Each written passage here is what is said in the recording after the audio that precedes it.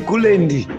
Right, hazvisi kupera. Manyaya panapa muri yeZimbabwe timboonesana nyaya iri panapa. Ini zvandinomboonesana nazvo zvimwe zvacho ka. Ini sometimes ndakazvinyararira hangu ndobva ndangoona nyaya yacho ndo yakuitika. Now, a lot of people were asking kuti why Mnangagwa akadzinga that guy uya kuti ainge achinikina pabasa. It was because of this guy arikuda kupinda apa, but the guy wacho ari kupiwa basa ndiye akuchita se akupinda pama 1 nyaya dzake dzakubudiswa. Paronzi July moyo ndiye akampinza futi pabasa and helped him rig the election and he won in Sanyati Imperfides.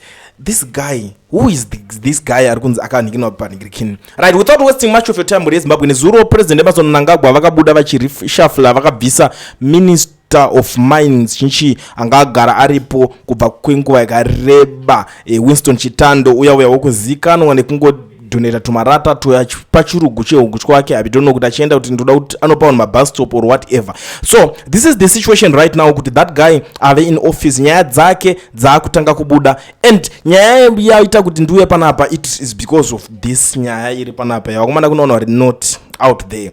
This young man anozikanwa nembiri yekudanana naSusan Mutami according to the photos, everything, and I don't know now kuti is Mnangagwa aware of this kana kuti ndo reason yakatodedzerwa pabasa naMnangagwa. Now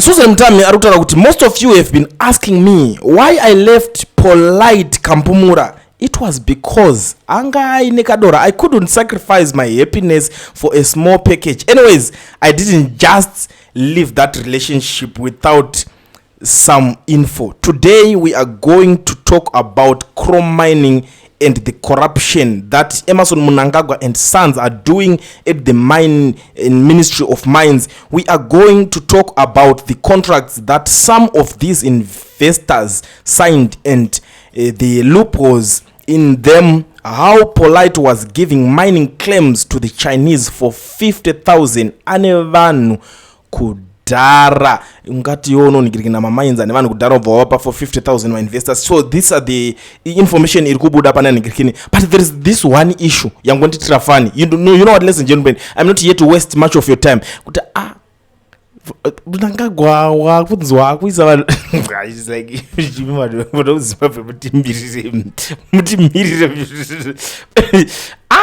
isuze locho are very not you know some of the reasons uzoti ndochazombogara pasi so ndochazoti iwe zviri kunyatsoitika fair maminister ari kutaurwa zvakadai seizvakati alright, hanzi tambo enganitambo pfupi isingasvikiri kuparafini. I think kuzvitaura mune yakadzikama chezvo ine way yakatira kudzikama. Sorry zvenyu handisi kunzwisisa guys, handisi kunyatsoningina, but ma-reasons avanhu ava ndeye kunikirikina.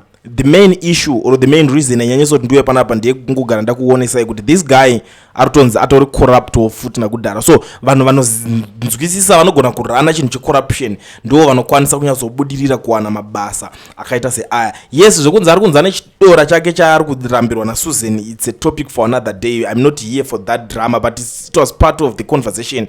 The purpose of this nigirikine ndangotaura kuti ndiuye ndichitaura nyaya yacho parikunzi the guy is even corrupt. So hatisi kuziva kuti where are we going as a nation kana tichipiwa vamwe vanhu vatori corrupt nakudhara. Ndo nyaya chete ndangondingoya nayo kuti ndingokuzivisai. Ameno kana mune zvenyewo zvabanzwa asi ndangoita se ndakuudzai the purpose of this video.